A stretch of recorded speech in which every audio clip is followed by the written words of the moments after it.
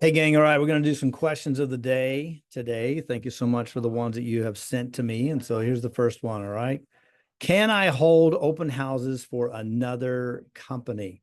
No, you cannot. Just because someone has Keller Williams in their name does not mean you can run and do open houses for them. I've had this question come to me time and time again. You can hold open houses for your company.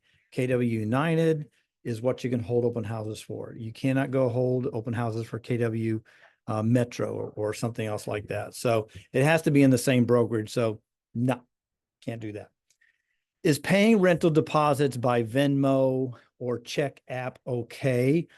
Only if those deposits are going to where they're supposed to be going. I've had this come up several times actually, where you'll have a listing agent say, "Oh, just pay it to me, and then I'll pay it to the seller, or I'll pay it to my company." You cannot do that. Now, as a regular means of paying rent, yeah, the landlord can use whatever app they want to use or method of payment that they want to, but paying rental deposits and first month's rent to the listing agent and then having them pay it to their company, no, you cannot do that.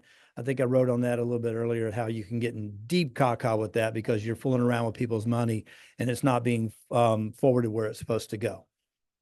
Listing agreement addendum. Please explain the two choices on the compensation. This one keeps on coming up. So before we get into the two options on the listing addendum, I want to go back to the listing agreement on paragraph 7. Optional seller paid buyer's broker compensation. This second box here of B. I think you see it. No, there you go.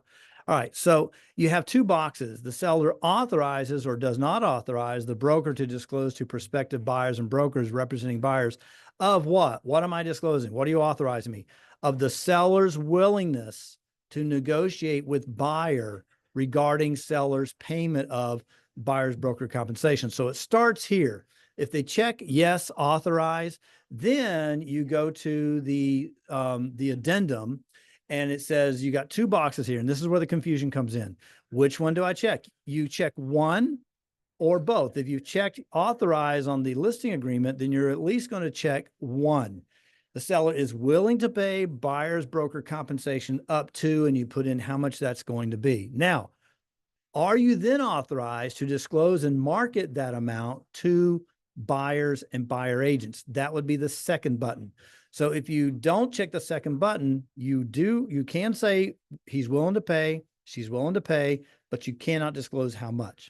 The second box is what's required for you to disclose, hey, it's, it's 25 bananas or whatever it is. Okay. So that's how you're able to get permission to disclose how much it is. I'm seeing about 6 in one hand, half a dozen the other on this being filled out by sellers. I'm getting all one, of course. 2, about half and half are disclosing, not disclosing. And the listing agent is just saying, hey, we recognize there's going to be some sort of buyer broker compensation in the contract. Just put it in there and we'll make their mind up when it comes to that. Okay. Got a question? There's my email, Anthony Carr at kw.com. Thanks so much. Have a great day.